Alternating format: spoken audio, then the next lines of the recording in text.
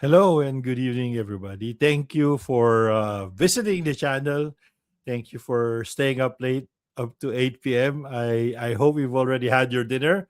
And, we got a lot of ground to cover.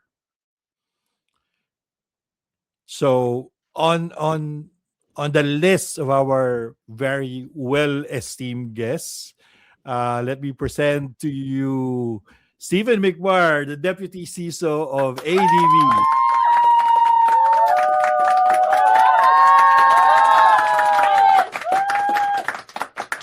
Having And then joining Stephen from the Philippine National Bank is Mr. Roland Oscuro. Roland, good evening. Hi.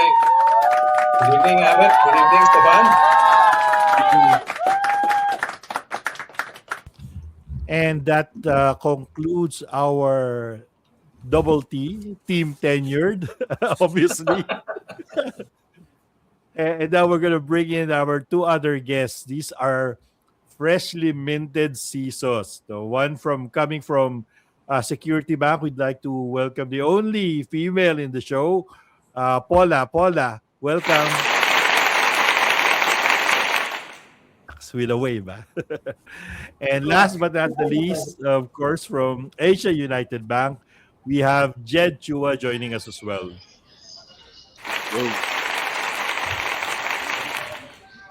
Richard. Ayan, complete na guys. Thank you. Thank you so much for, staying up late. But I'm sure you guys always stay up late anyway. And we got a lot of ground to cover. There's also there's one important question that I wanted to ask ever since, and I was kind of like nahihiya or ashamed to ask it. Stephen, how do I pronounce your name? Is it Stephen? Stephen. So Yeah, I don't want to offend you in any way. So. good. You wouldn't call me Paul. No, my name is Stefan. Good old German name.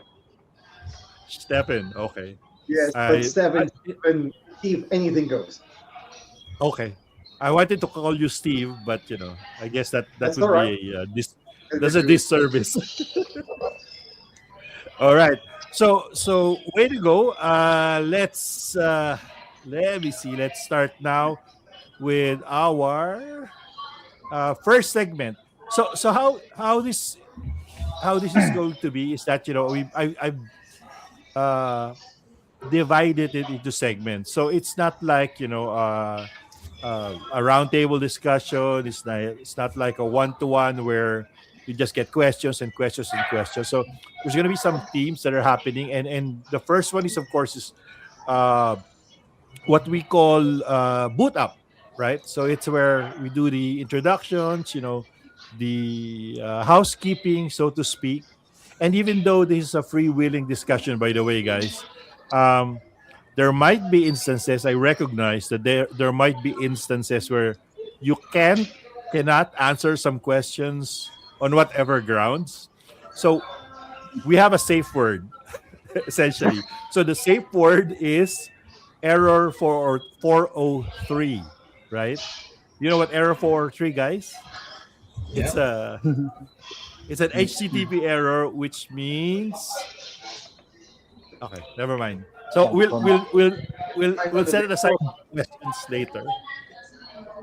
Okay, so let's go now to our first set of questions and on our um, quick fire intros. There you go. So the segment is called quick fire intros, and the first question I will throw out into the team New Blood or TNBs. So you describe yourself, guys, when you're not a CISO, when you don't have the title. I'll start with Jed.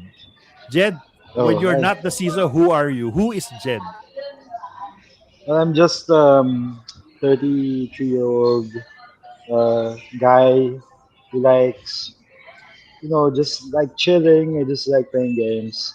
So I just like right now I just finished Resident Evil 9 like 3 or 4 times after coming home from work. Right, I like killing those zombies, and then yeah, then after that I do chores, right? And I just watch my wife play Pokemon on her Nintendo too, because you have to like switch places because you don't have one TV. Although she's handheld, she'd rather look at the screen um, and play Pokemon, on a 60-inch TV. So I Wow. can't Right. I can't always play, right? And from time to time, I like watching melodramas. Like Pittsburgh, The Pit. It's very interesting. Yeah, All I right. guess that's it. Thank you. Thank you, Jed. So that's Jed. It appears a lot of Jed's generation always likes to play games, right? Or they either have a console or something in their house. I don't know. I don't want to say the games that I played because that might date us, but it's RTS. So, but I'm not the guest here, so I'm the host. So we move on to Paula. Paula, who is Paula offline? Who is Paula when you're not the CISO? Mm, I was actually thinking about it, but I would describe myself as a very typical older millennial. Like somehow into games, somehow into athletics, very tired all the time, cranky. I think the older millennials because most of the younger millennials still have the energy. I don't. I don't have the energy. So I'm right in between the team OG and the team new blood. So what is the last game you played? How is that GTA? The last game I played is pretty well. It's old, but it has been revived many times. Ragnarok. That was Mm. Mm. some of the Oh, games I always play. And then the that typical ones, the puzzle games, Clash of Clans. I didn't really have the time to play the things that I used to love, like Dota and Counter Strike, because of work. So just mobile games. Hmm. all right, all right. So moving over to team tenured. Each one of you guys, let's start with Stefan. What's the one thing people would not guess about you? That I'm German, probably. I'm just kidding. What they would not guess about me that The I'm a the name gave it away. Stefan. father of three daughters, and I know what you guys are thinking now, and it's not true. So three daughters. Yes, Marias. That's probably what people wouldn't know about me. Yes.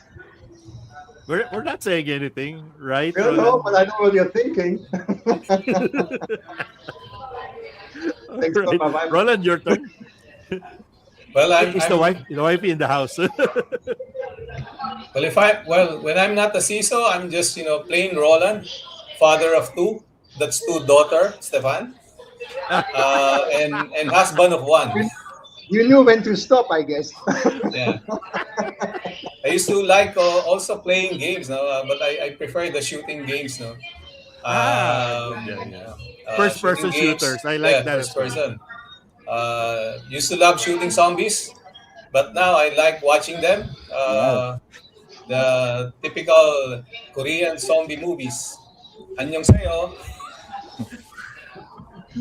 Okay. So the last question for the quick fire intro. If cybersecurity disappeared tomorrow, what would you be doing? I'm gonna go first, Stephen. Stephen. I would clearly do something in AI because everyone is doing something in AI and everybody seems to be happy about it. Nobody understands it, at least I don't, but it seems to be the magic silver bullet for all our problems. Sorry, I'm a bit Right. sarcastic. Every conference we go to, it's impossible not to have an AI topic, right? Absolutely. Yeah. Roland, how about you? What would you do if cybersecurity disappeared tomorrow? Well, most likely I would be a chef. Oh, I like cooking, but only for breakfast. Avoid breakfast. eggs. Well, yeah. Breakfast is the most important meal of the day. But I heard that's what we learned. But I heard that's not true anymore. There's a Yeah. lot of things being debunked. so, so moving on, Paula. How about you? I think I've May, answered this ma- may before. alternate career ka na ba?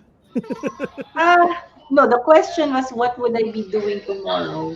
I'll probably be sleeping because there's nothing to worry about. But career-wise, I'd put my education to use, nursing. Oh, revelation. So Paula finished nursing and now she's a CISO. That's Yeah. that's that's very related, right? I mean, you need a lot of examination, critical thinking, right? So I guess that augured pretty well for you. And lastly, Jed, how about you? Well, I'd move to the other side because there's no more cybersecurity. He he's gonna chase the good at the end of the rainbow. Yeah, I'm gonna go to the other side. I'm gonna be one of the bad guys. Just Embracing the dark You side can't of the beat force. them for if you yeah. can't beat I'm them, not be gonna them. be yeah, I'm not gonna be called Jed anymore. I'm gonna be called Sid. I'm not a All right. Jedi anymore. Well, I heard that the dark side has milk and cookies, so yeah. Better on that side. All right, so we'll move to Yeah, but more serious tones coming up. The next segment is what we call FUBAR, FUBAR. If you watch the movie Saving Private Ryan, you know what FUBAR means, right? So this is how do you say it? So cybersecurity isn't just about success, right? So when things go sideways or the shit hits the fan, it's either going to be chaos, catastrophe, sometimes comedy, and these are the moments that that teach us the most, right? So I'm gonna go around starting with the kids on kids on the block. So that's a band. Team U Blood. Na-date ko yung sarili ko. Tell us about what time when something or everything broke. What happened? Go, Jed. oh me? Um, let's see if well, for the things that did break, right? I would just be well, I'm not like panicking and all. You know, like I think people overstate that. If there's an incident like the CISO like panics and runs around. so so it's really more on I just relax a bit and then I just think, oh, what should I do? Oh, then I have to make a report, right? But when shit hits the fan, it's really I'm always told last for some reason. But when I'm told last, it's okay. Like I don't feel very frustrated. I'd rather just look at the facts, right, and then just go with, okay, since shit happens, maybe we should just clean up the shit. You have to flush the toilet, make it clean again. So, part of the job.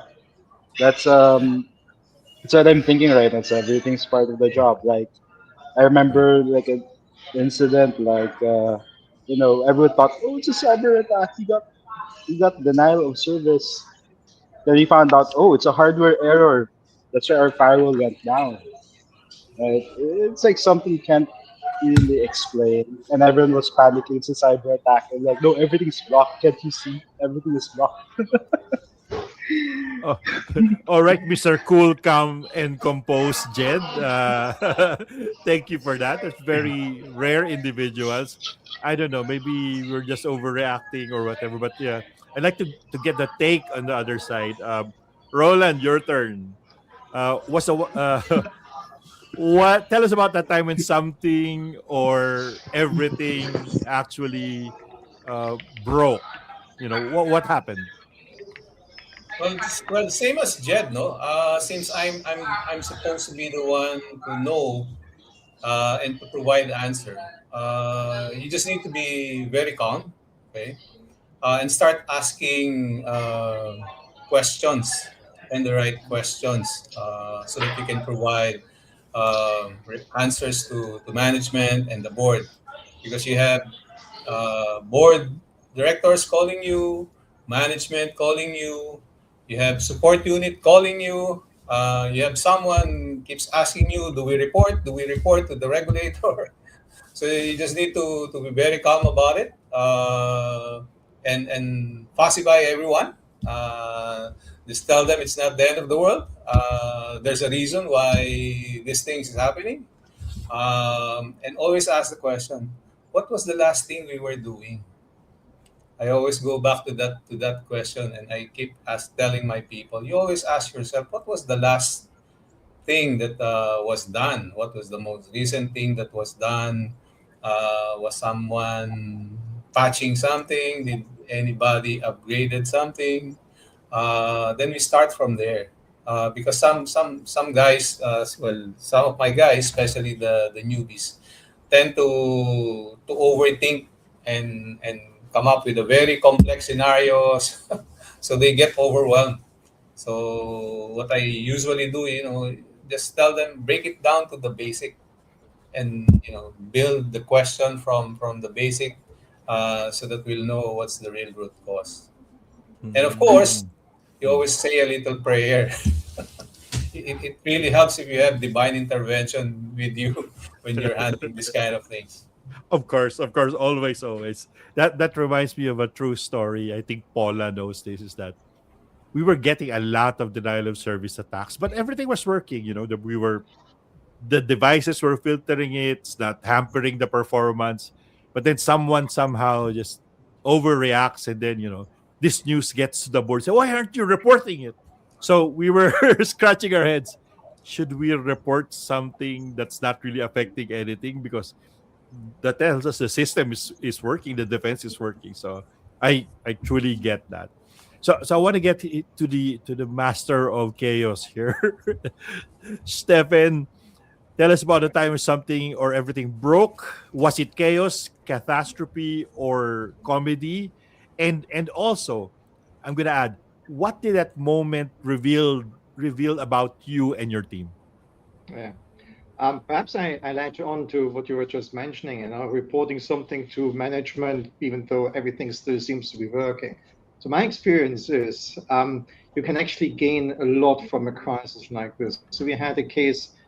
We had introduced a new EDR and how things work. We roll it out, and of course, something happens, and all of a sudden, some key services, in this case, the email service, for whatever reason, didn't work anymore. It was then the blame game between the email team, the Windows team, the security team, who caused the chaos.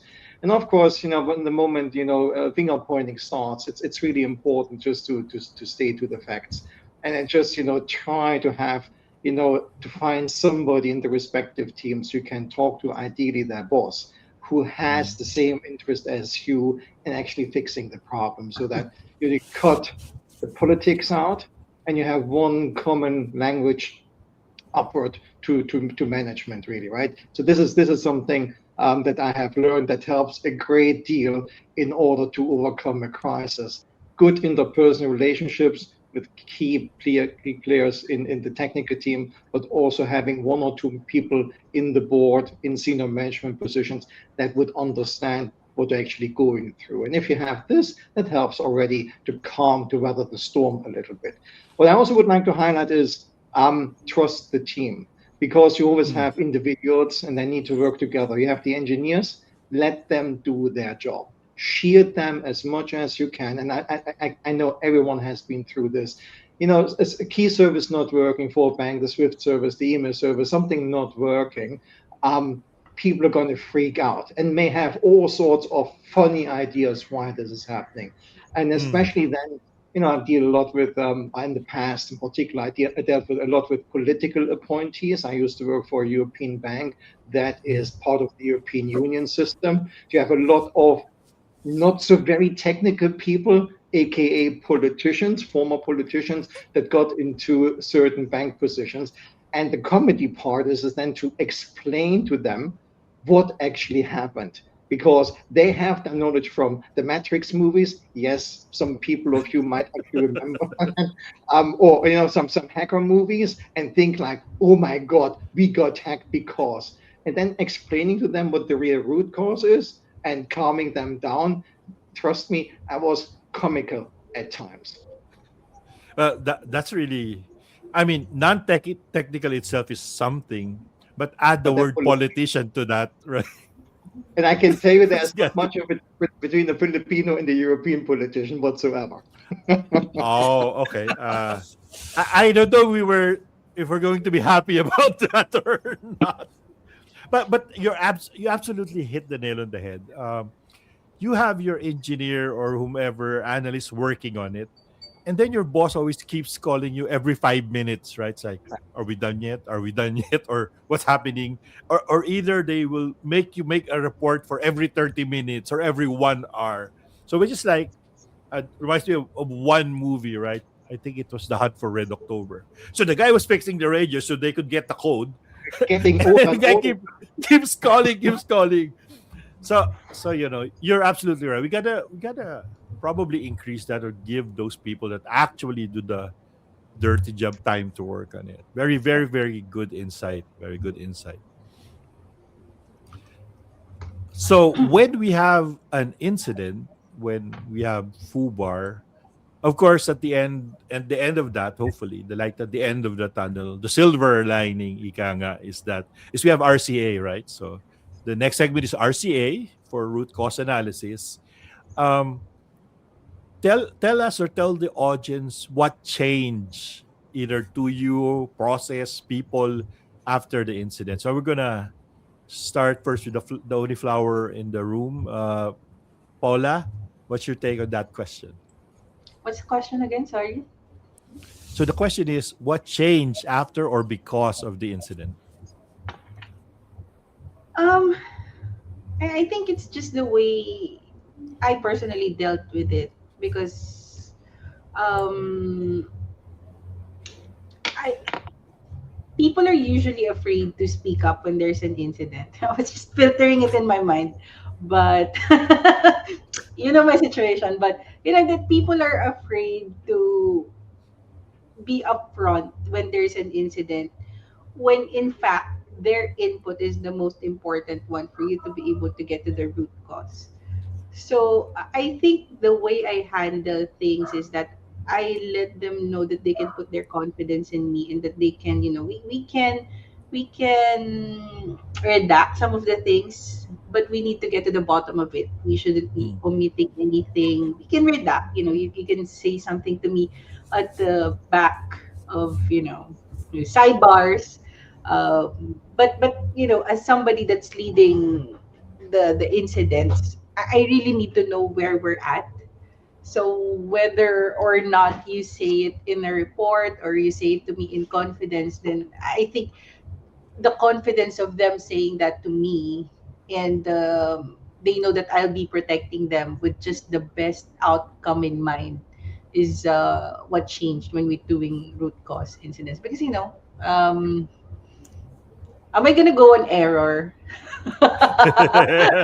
so, so I'm gonna go on error. let's just say that Paula will not throw you under the bus. Ayan. Yes, yes. And I'm not really I keep telling my people this. I'm not gonna make you do something that I'm not gonna do myself first. Especially Gotcha. when, shit hits the fan. I'm gonna Gotcha. be there cleaning up for you if you don't Yeah. want to do it. I want Paula And to be my boss. you know that. But I complain. I complain first. I find someone that I can trust. You know that. I complain and then I do it anyway. Yeah, she complains a lot. Yes. Oh no. Let's say venting, venting. And Paula vents. That's a better And then word. I do it anyway. So Yeah. Okay. So in that incident, Jed, what did you learn that really stuck? That stayed in your head for a long time or even up to now, I guess. Well, sometimes we're just lucky with some of the incidents, and the other times we're not lucky. We still get money from it because technically, what happens when there's an incident is like that incident is we get money to buy better hardware, right? And I get to prove that Okay. all of our security is working well, and everyone's just as it's crazy. they get very tense up versus I am. So I learned that maybe they care more about cybersecurity than me when shit hits the fan because they get more stressed than I do. But but I feel that it's not because I don't care. It's because of the fact that I'm very confident in the controls that are there. And for those that, I mean, the security controls that are there. So the security we have, I trust it. We implemented it, and if something does happen and it's because of like a real security incident, at least I get money from the board. They're like, Okay. oh, Okay. okay, maybe I should also tell like Right. the audience that we did have real incidents. That's not because of something outside of security. I mean, sorry, that's because of something in security.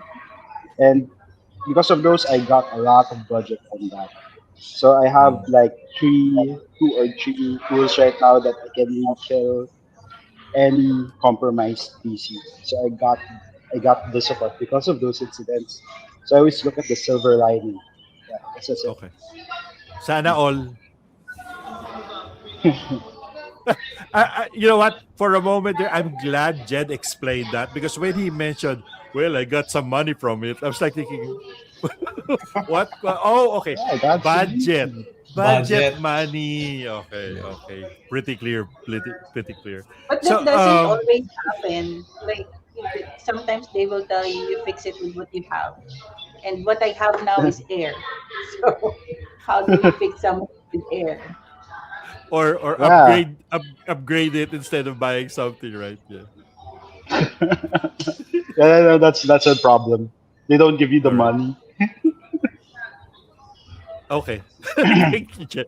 Roland, how did those experiences reshape your leadership? I'm sure, one is okay, two, three or more. That really gives you a lot of perspective and of course some takeaways, right? So how did those incidents actually reshape your leadership? Would you say what changes you had to make? Well, trusting your people, no? That's really one lesson learned. Uh, although you really need to help your people communicate, especially the technical ones. You need uh, to package the updates in a manner that will not raise further alarm, but maybe give some level of assurance that things are being done and that people are on top of it. Uh, so that's one thing that me and my guys learn out of Mm, this type of incidents.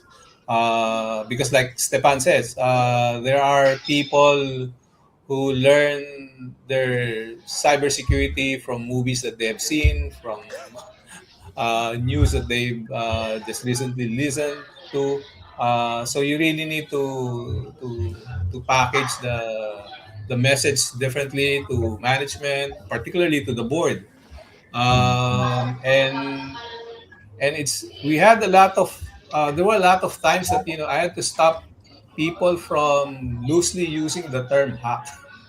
People love to use that term. We got hacked. We got hacked. So I told them, it's not the same. There are a lot of causes that's really the root cause of this incident, and it's not hacking. right, And sometimes right. the regulator, just latch on the term hack, and now instead of preparing one report, you're now required to prepare 10 or 12 reports because of that word. we, So we all know the story behind that, right? We know the yeah, true meaning of what a hack really means, but yeah. all these people who watch all those movies, like Stepan had said, has a different definition of the word of the word hack. because of Pretty food. good points, Roland. Actually, if you think about it, and I don't know with the other CISOs, one of the aspects of our job is actually being a copywriter and an interpreter, right? When the incident report comes in, you really have to read it, make sure, like what you said, there's no terms that will incite, anything in their heads. And then after you did that, you also need to explain it in a way, in a manner that, the people who watch the hacking movies understand. So that's really very two important aspects of what a CISO is. So not just all the other stuff that they think would do. Um, let's move on to the next segment, which I call Tuesday Tool. So the Tuesday Tool is about practical takeaways. This is where our guests, you guys, share something the viewers can steal. I don't know, probably a mindset, a framework, or a technique. And I'm gonna start off with Stephen on that. Um, what Tuesday tool would you want to contribute this evening, Stephen? Well, let me start with the concept first, and then I dig a little deeper because Sure. what I've learned, it really doesn't matter if it's happened in the US, in Europe, here in Asia, Hong Kong, or Philippines. The art really is, especially when it comes to root cause analysis, to ask the right questions and really to challenge in a positive way. What are the responses that you get? Why is a project failing?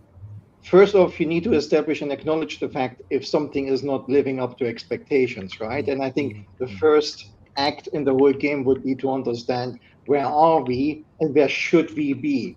And you can ask different people, you get different answers. And then you have to identify who is responsible for any possible shortcoming. Again, I think as a CISO, at least in my case, and I would think you agree, we have to have difficult conversations at times, and you should not be afraid to have these difficult conversations. Now, as a German, and it's very serious here, we are very direct, very much to the Mm, point. And I think one of the things that I have learned, which doesn't work here, is to be too direct because that's being perceived too aggressive. Now, having said mm, that, people sometimes have a way to hide behind words, to hide behind policies, to hide behind what's the established rule. And the real point is to make people understand that even if they have made a mistake or something wasn't living up to expectations, that if they have done it because it was just an honest mistake or if it was a just an oversight of some sort, that there won't mm, be any consequences to that. They have trust and faith in you. And I think Paula mentioned that she would defend her people if something goes mm, sideways. And I think this is a really good takeaway. So this is not necessarily a tool or technique that I would want, because you have, take a management book and would have, the Grow model, the 4D model. They're all existing. The mm, real point is asking the right questions. And that also requires that you're prepared when you go into a meeting with somebody. You need to do your homework and you have to be skeptical. We all want to be mm, friends, of course, and we want to have a positive working environment. But at the end of the day, if somebody has opened up a port and the hacker got in, sorry for using the term hacker, it doesn't really help anyone, because then your weekend is gone and you don't really like them, because we all have a family, right? We want to make sure that, right. they spend time with us as well. And that sometimes, having these difficult conversations can be an investment and make sure that, we get the job done. And that would be my contribution to this one. Don't Right. be afraid Thank you. of asking pointed, direct, but polite questions.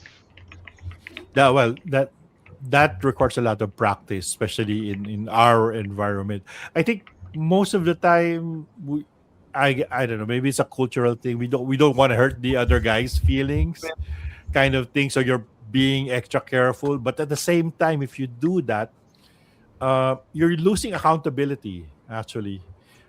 So I guess they all have a hard time, to man up or accept that there's something wrong. There has to be a point where you just want to say, yeah, shit hit the fan, and Yes. then just face it and move forward and concentrate on solutions, right? If Rather I may, than if I may, just a sure. simple point, right? So you do vulnerability management, all of us are doing, and then you see, okay, something Mm. needs to be patched. And you basically tell them, somebody from Windows, Linux, whatever team, Oh. just do it. And then, yeah, we're going to Ah, do it. And then you get eventually feedback, yeah, we have done it. And the point is, you do a rescan and you find out it's not being done. So then you have to find out, why did you get the wrong information in the first place?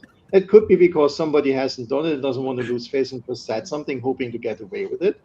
or Mm. honest mistake, whatever. And then again, for me as the only foreigner here in the group, it's really an art to make sure I get the real message. And what I've also learned is sometimes my presence may not be beneficial, but using allies to better understand what's actually going on. So having a Right. network that helps me to Right. better understand what's actually happening. So that's another tool. That's true. When you said patching, I don't know why you when you say the word patching, it I reminds me don't of know. Paula. Yeah, I've been Okay, doing that for the longest yeah, time. Probably to put yeah. Paul on the spot. Oh, if we talk about patching, Paula will probably spend the entire hour or so just talking about how she created the patching process. Anyways, how about you, Jed? What's your Tuesday tool for staying sharp? Oh, okay. Probably mindset that I took over the years. That's why I'm also a bit relaxed when I do work. It's because whenever I think of the work that's done, right, throughout your career, throughout all of the processes that you do on a day-to-day basis, based on everything you've been doing in the projects, handling incidents, etc., etc., it's really just pat yourself on the back on what progress you have. So whether if the progress came from your team, someone else's team, or even your former boss, right, who just gave it to you, handed you the keys to the kingdom. So I always remember to be grateful for that. I pat myself on the back. I also think that my former, probably the former CISO of the bank also did a great job because we wouldn't be here without those things that we do or what they did, right? And whoever's gonna carry it further into the future, because in security it's very difficult. We always get called if there's an incident. If there's no incident, we get pushed aside. So what happens there is you yourself and your team, you just want to see the progress. Like, hey, before like last year, if you go to patching, right? We didn't have that. And right now we do have patching. Oh, before we didn't use CVSS environmental scoring, but right now we do because we set it up. So we see that things are getting better. We look at that.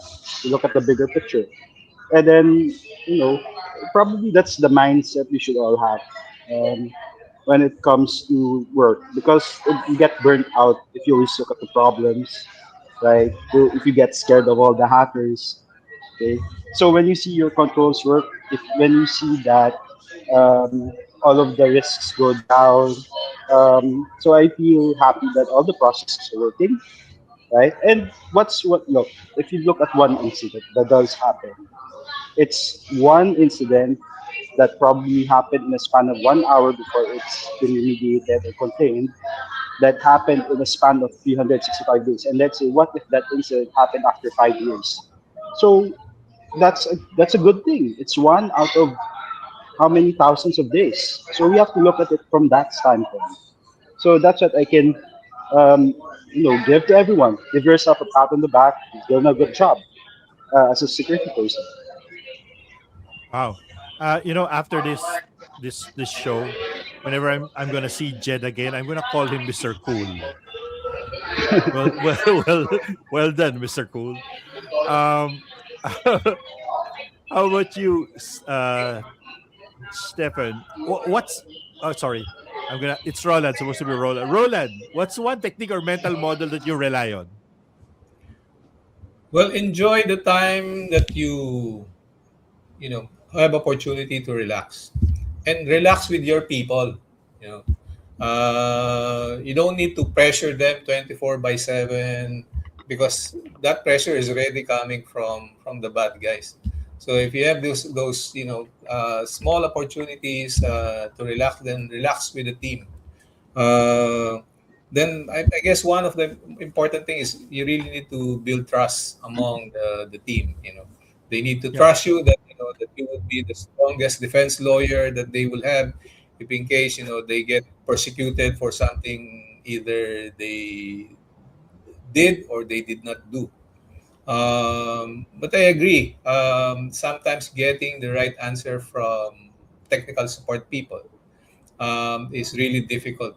You have to go through a ladder of questions, trying to peel the incident slowly to get the right answer. But having trust among the team members get that process shorter.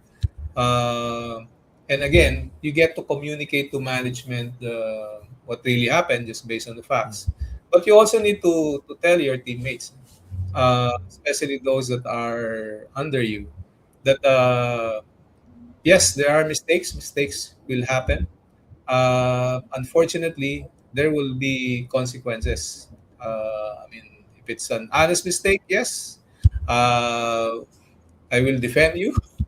But if it's something that you're supposed to do and fail to do, then we'll have that serious talk, and there would be consequences. So that people will always be on their toes and focus on doing their job. But you really have to be very clear. I mean, division of labor. I mean, where your job start, where it ends, where things overlap. So you really need to collaborate with your team members, so that if something do happen and you need to identify the root cause or who caused it, it would be clear to everyone, and there'll be more open in terms of Yeah, discussing things with you. that's really a good point, and we've really seen that quite a number of times. When something goes wrong, they try to hide it, and that only makes the process of finding out, what's really wrong. But I hope in their mind, you can't really hide anything, right? Well, first of all, you're the CISO, you have access to all the logs, so it would make all the lives of everybody easier if they would just come clean, and we're not gonna nail you on the cross or something. But it just really, those attitudes really just slows down the process. So I guess again, it goes back down to that difficult conversation, but it also ties up to what you said. You got to have the right relationship, the, I don't know, maybe the camaraderie, and to get them to trust you, to tell them that something's wrong. I guess that's the most challenging part. So Paula, outing daw, you need more outing. Now we need more budget. You asked Jed about that, si Jed wala yung budget. So the next segment, okay, this is interesting, is mind over matter now. So it's not ESP, it's not some powers, but um I'm gonna throw the first question to Team New Blood. How did you think and decide early in your career versus now? Gonna start with Jed. Jed, go ahead. Oh, could you say it again? Sorry, I think I got lagged. Jed is obviously Wait. having some fancy dinner somewhere, but how did you think and decide early in your career Yeah. versus now? Yeah. Oh, okay. How did I think and decide early in my career versus now? Well, early in your career, you just want to be really good at what you're doing, right? Uh, and of course, when you see things, okay, so you see things to a smaller scale, and usually you don't know the big picture. Wait, sorry. The big picture. Since you don't know the a lot of lag, you know. So because you don't know the big picture yet, you make decisions that you don't know may be detrimental to the bigger picture, right? Like, so there are times that you would argue with your managers, those higher than you, not really bigger, I would say. Sometimes they're bigger, so but sometimes they're also thin. So anyway, so that's how it is. But right now it's very different. You see the bigger picture. So sometimes you understand now, like why certain decisions are made, why it's not really the best practice that is done, but the right thing that should be done. Right? You learn that not everything is by the book. Mm. Everything comes through with experience, continuous experience, and exposure to other CISOs, right? Like all of yourselves. So all of those things. That's what I learned now, and I also learned to be a little bit more empathetic to and patient to my team because I know they also think like me before, and they were a bit newer, they were a bit more green, but they still have a very small line of sight on what they're doing, and that's what you need to teach them. You need to teach them to look at the bigger picture. I guess that's it. Really. Thank you, Jen. The question will be more interesting because we already heard Paula said that she was a nurse by education. So, Paula, how did you think and decide early in your career versus where you are now? I think it's more about perspective. Because early in my career, you get to be very idealistic. This is the only thing that I'm gonna believe in because this is what I've read. This is the best practice. But as time goes by and you go through the ladder or whatever, you realize that there's just more to what you're doing than what you studied. So there is the budget, there is the strategic plan, there are all of those things that you have to consider. So I think I've learned to look at it from the eyes of different stakeholders rather than just from security. Because I think if you do that, that's the most effective way to push for, security. Because if you just do security, be a blocker, and try to insist on what you know is the best practice, then nothing is ever gonna get done. But if you put yourselves in their shoes and you understand where they're coming from, then you know I'm more open minded now. Okay. There you go. I think There you it's go. the biggest change because before, I would say this is what the textbook says, this is what you have to do, best practice, zero vulnerabilities. But then again, Well, it's really not gonna happen in reality. So you have to have that balance and you have to have that perspective to right. really That push for. really yeah, sorry. That really changed a lot today because now you don't say that's what the book said. You probably say that's what Chat GPT said or that's what Copilot said already. For team tenured, this is a really nice question. In your opinion, guys, how has leadership changed between generations? We heard from Teen New Blood there. What do you think are I mean, is there any change at all? Have they gotten better? What should they be watching out for? Probably, I don't know, learning more or emphasizing more. Stephen, I'll start with you. Let's start with the obvious and the easiest one. Has leadership improved? I would say absolutely yes, because we are the leaders. So obviously things have significantly improved by the very reason I was being in these discussions. Okay, now enough BS. Um, but you need to understand, I grew up in what was once a communist country, and there Mm. were pretty strict rules, and you better follow them. Otherwise, you might find yourself on the wrong side of the fence. And so this has obviously changed. When I look now at my team, I have everyone from 25 to in 50s working with me. And you really need, I wouldn't say everyone needs to have special treatment, but you can see generational divides. Mm, The mhm, more mhm. traditional, the conservative ones, being the older guys who get the job done, you tell them they do it because they know, and you don't have to tell them because it's like duty. Okay, so they just do it.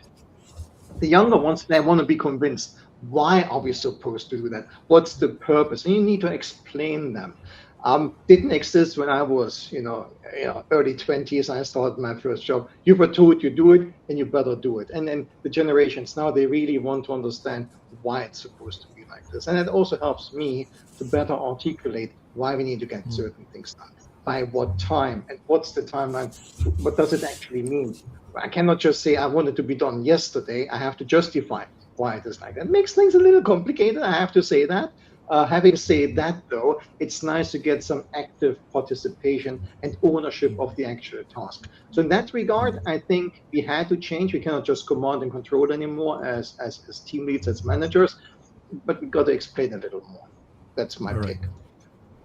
So you have to calibrate it depending on the type of person that you're engaging with, right? Because Absolutely. the tenured ones would rather just, okay, you told me what to do, leave me alone, right? Exactly. Leave me alone, and then this is going to be the output.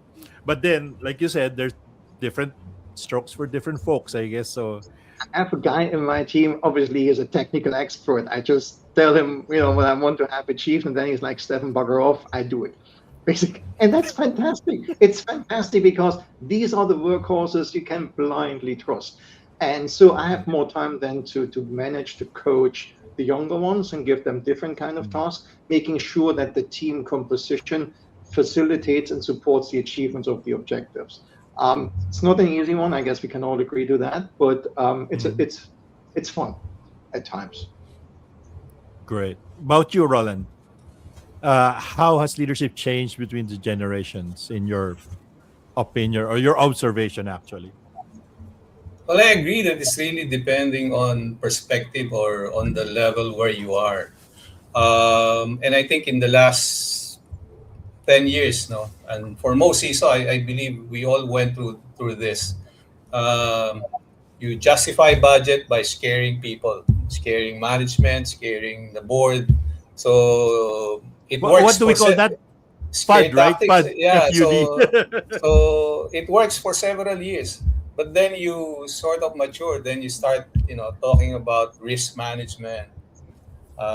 Then you change your tone. You change the way you present, and and yes, you calibrate based on the audience. It's different. When you talk to managers who does, let's say, the responding or the responder. It's different when you talk to management, to your co-senior management, and even to your CEO. And it's different when you talk to the board. So from Absolutely. scare tactics, you shifted to risk management, and now you're talking about enabler.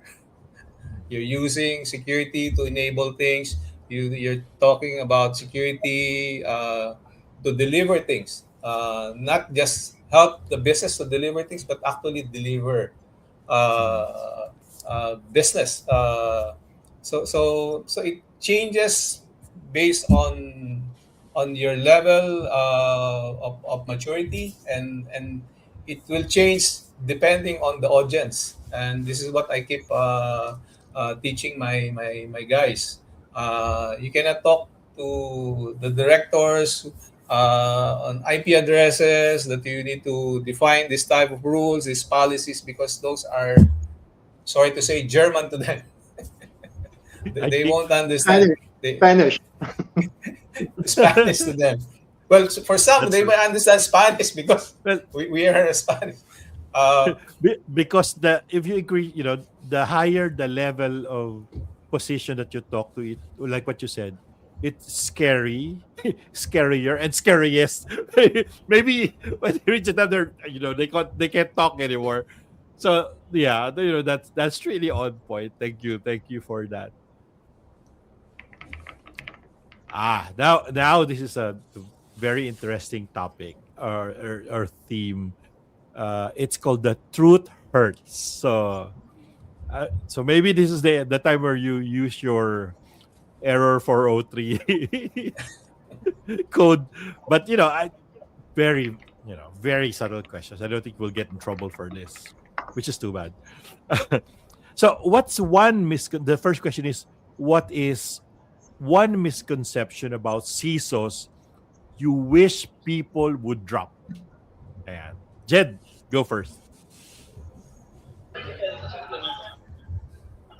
Misconceptions. No. Interesting.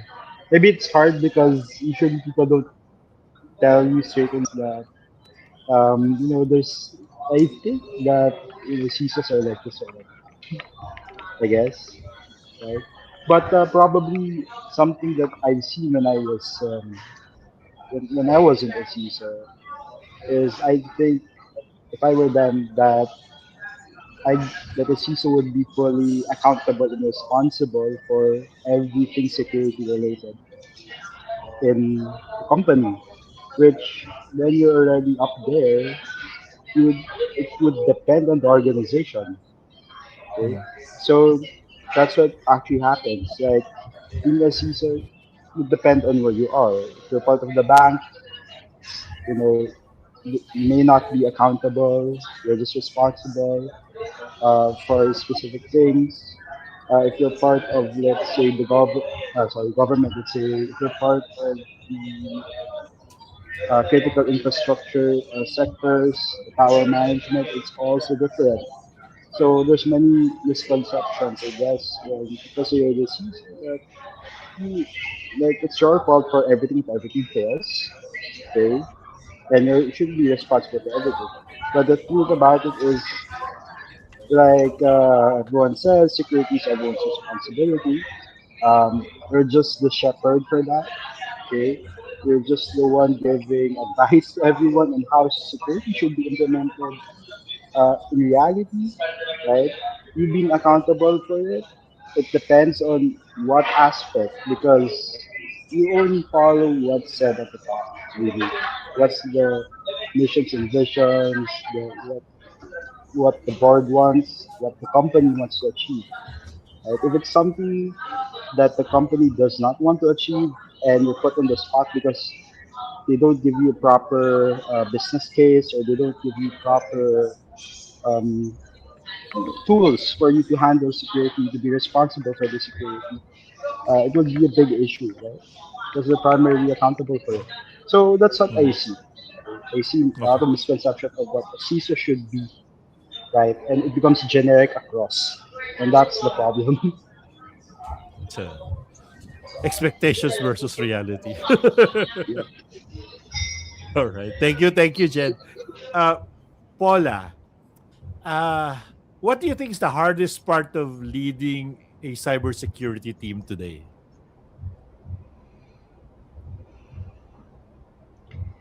I think it's not about the team, more so the people that the team is dealing with.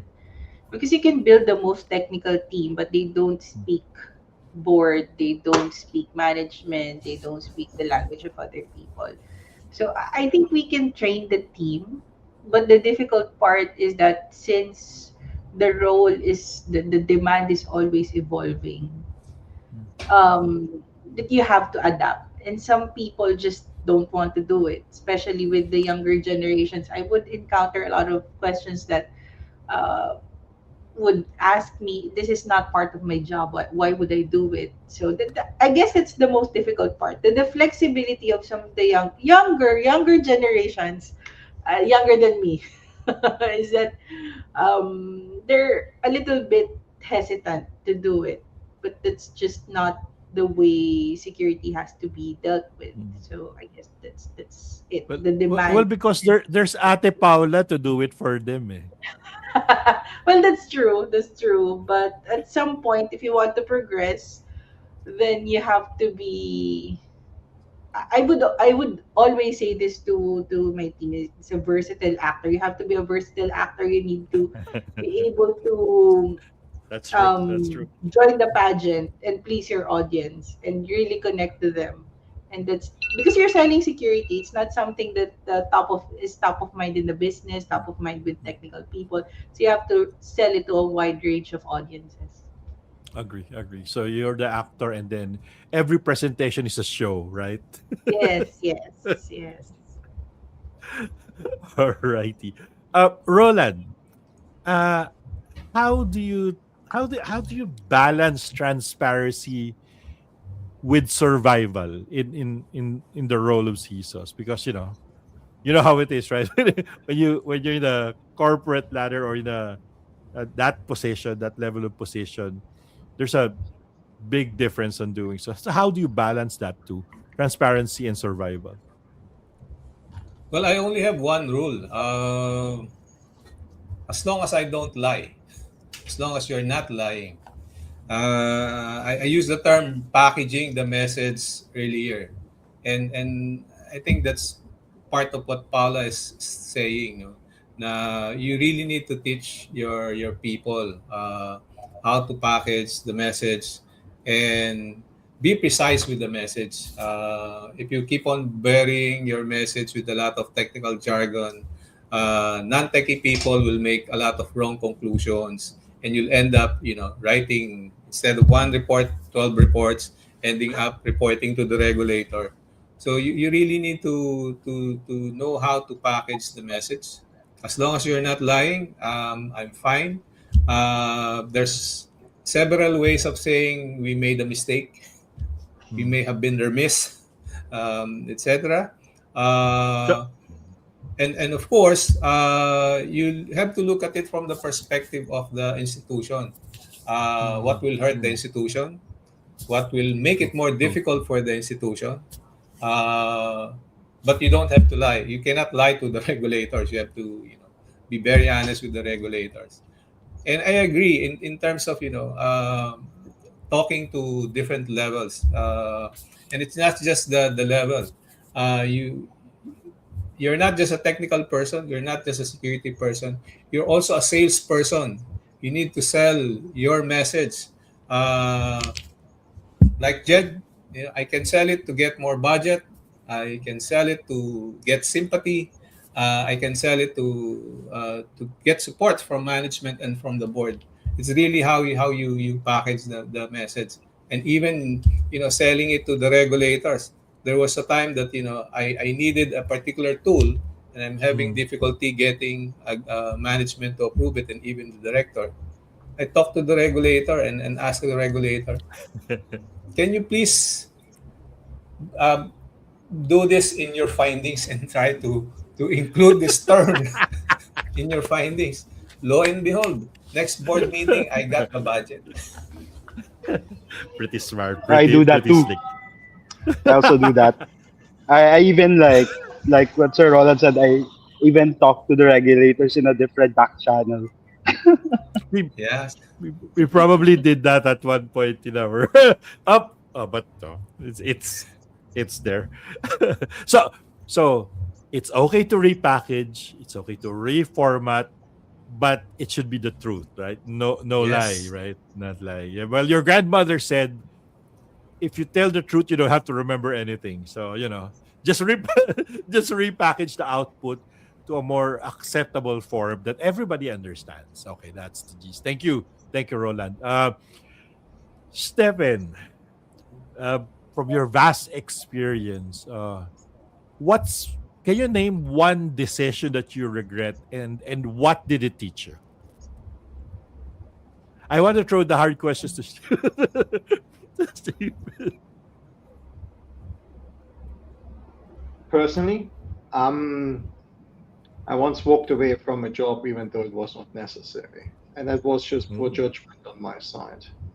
Um, that is basically what I would like to share. Sometimes when you feel like that's it, you can't take it anymore, take a deep breath, mm, sleep mm, over it, and don't do anything stupid.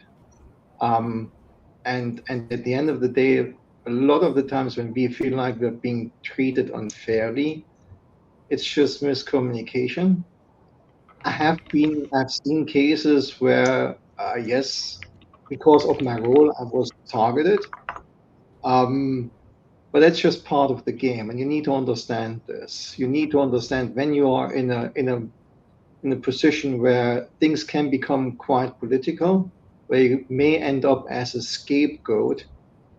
mm, Sometimes you just gotta swallow your own pride and just crack on. Um, and that's probably an advice I would give, not to take things too personal, because mm, sometimes it's really just a big show. It's just a game. You have to shrug it off and crack on, as I said. And that mm. is a lesson that I have learned. That is not the reason why I'm now with ADP, but it's in my previous life. So and I can only advise anyone. There are good days, we Mm. celebrate, merrymaking, Mm. whatever, and there are the shitty days. And Yeah. the shitty Mm. days make us realize that we actually have a good damn good life, and we should celebrate it and not throw the towel just because of smaller problems. A little That personal is thing, it. but you asked me a tough question. That's the feedback I can give you. No, no. Actually, it's a very very sombering reminder, right? Of, CISOs really have tough jobs, and you're right. Shit hits the fan. Sometimes it's good, sometimes it's bad. But I guess that's life. You take the good with the bad, right? Um, and the point is really solid, really solid. Hmm, that actually kind of Sorry, maybe drives you into a maybe a bit too deep thought heavy for about it. maybe a bit too heavy for the evening, but that's something I really want to share because it's close to me. Um, just Yes, um, yes, just just just much screw it. appreciated. Yeah. Very very see those are the questions that we don't get to ask on 30 to 45 minute roundtable discussions, right? So it's really true personal, it's really heartfelt. Thank you, Stephen. That meant a lot to us, and I'm sure a lot of the other CISOs watching right now. So we're into the stage we call wisdom in, wisdom out. That's hence the title. And in this portion, ta I want to ask Team Tenure to give unsolicited advice to our team New Blood. What advice can you give to these two brilliant people down here? Roland, go first. Well, hearing the stories and the reply of both Jed and Paula, no, I think they're both in the right track. They're well versed in terms of communicating to management, communicating to the board. Well, one advice that I can give, and actually this is, I thought you're going to ask me the regret question, and actually this is a regret for me. That is staying too long in a job because you are comfortable. You're comfortable Mm, in that because mm, it turns out you're missing opportunities. So don't be afraid to get out of your comfort zone and try things because there might be much better opportunities for you. But in terms of CISO journey, I think you are both in the right track. You have the right mindset, and you have more than enough tools around you. To learn. Standard wise, book wise, you have more than enough materials, and I think you have more than enough CISO, senior CISO, to learn from. Not just the tips but also the tricks. That would help you survive. uh, I know things is going to get a lot, harder because of the threats that are coming, but there are new tools, there are new solutions that out there for you to help you go through this stage. I believe it's always a stage. There we will always go through this upheaval. Then there would be um, um, silver lining at the end of the so don't be afraid. Trust your instinct, trust your guts. You have more than enough tools in your war chest, and you're more than equipped, to survive and be better CISOs than us. right, right. And and if all else fails, Roland and I are available for consulting. We'll give you our numbers later. If you need that extra, that extra experience just to put you over the edge. Yeah, and or the number of uh, that regulator that you need to talk to and do back channel discussion. consulting. That's consulting. uh, Stefan, how about you? What unsolicited advice you can give to our Yeah, newly minted CISOs down here? let me be brutal here. You alone are nothing. You need a team with you. I guess you know Mm, that. Throughout mm. my career, my team, no matter where I've worked, they had my back. Not because of my Mm. good looks, also because I trusted them. You always have to have, maybe because of the good looks as well, but that's a different story. That Um, helps. That helps. Yeah. if I had some. Anyway, the point being, you need to have people that you can trust. And not everybody needs to be your friend. As a matter of fact, it's okay to have a professional working relationship. It's good to have a few friends. It's important to have a good deputy or two, people that you trust blindly. Yeah. And That's secondly, if I may, the having this respectful relationship with your team. Again, they may not like you. I can tell you because of my style. Not everyone does like me. It's just a matter of fact. But they would help you in the shittiest situation to go through. If you call them up, I still remember that was one Saturday. Saturday, I just came from the pub. It was 3 o'clock. Well, don't judge. And I got an email from one of our certs saying you got to update your VPN, otherwise you have a certain country and their secret service in your network. 3 o'clock, I called up my team in the morning, Saturday morning. They were all there. We went through the process, wow. and they saved us. And this is basically that's more than just comrade. It's like having a common purpose because they know if we get through this, it's not only that we have done the job well done, but it's also we get the respect from our higher ups and the budget, and we know we have done the right thing. So that's basically something that I have learned over time. I'm good at talking. You may trust me with some technical implementations. I don't know more than what I have learned. And you need to have people that you can trust and that can do the job for you. Totally agree on that, Stephen. These are the guys that will have your back if you have their backs, right? So it's a two-way street, and I guess our Absolutely. title should be "When the shit hits Difficult, the fan," because these are all the things but that we that's why it's learned also, when we undergo that. it's also important to have difficult conversations, honest conversations, not Honest, honest. throw them under the bus. But if people don't perform for whatever reason, it's important. I mean, at least for me, it was always important to understand what's the real problem here. Is it me? Is it the co-worker? Is there a family problem? You need to dig a little deeper. And Mhm. we talked about misconceptions about CISOs. You asked that before. Now we are Mhm. not just the nerd guys. We are, like people that need to keep a team together that has to function in a crisis. And just portraying us as technical geeks is one of the things that I've been trying actively to overcome and feel more than All right. Thank you, Stephen. So we've come down to our last segment. Actually, this is more of this is what I call the pitch. So any one of the guests, if you have something you want to highlight, to spotlight, what you're building, solving, or championing, or you have a high school reunion, I don't know, whatever. This is the time to do it. Or anything else, your current mission, why does it matter? How can people support you or connect with? Okay, maybe I'll go first because I need to get Yes, back to the dinner. Okay, yeah. I told So you he's this, having dinner. yeah, yeah. Go. So, uh, okay.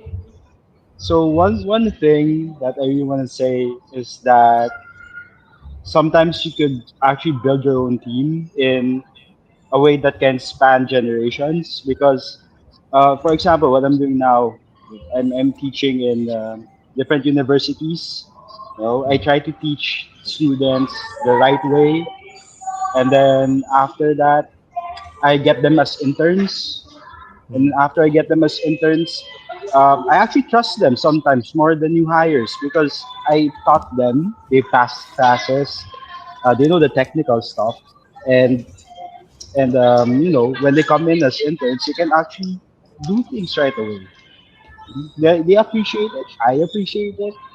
Uh, and then eventually they get into good jobs. You may absorb them if you have openings, and if there's none, at least you know that we're gonna get like great jobs out there. And that helps us all because we've been Mhm. having problems with getting quality people, right? You sometimes have to train them when they're already hired. But what if you can go even before that? What if you could train the next generation of people and cybersecurity professionals, right? So Right. yeah, that's my people project, I would say. Okay. Yeah, Okay. Good project. Very very good project. Jed, before we let you go, so let's I'll yeah. post you the last questions. We're in the shutdown sequence already. So pang ano to, pang resume essay type of question. Pang it's a beauty contest question. If you could leave one message for your younger self, what would it be? Uh, let's say one message, right? Get more friends in the community because before I was in my own bubble. So right now, I learned that it's really valuable to get to know everyone else in the community better, especially when attending different Mhm. conferences or going to different trainings and boot camps. Really. All All right, right. I think that's it. Okay, Jed, you can go now. You can have your dinner now. So All right, thanks, okay. guys. Thank you, Jed. Thank you for Thank you, Jed. staying with us. So we'll throw Okay. the same Miss Universe question, Paula. Which one? The message for myself? Yes. What if you could leave one message for your younger self? What would it be?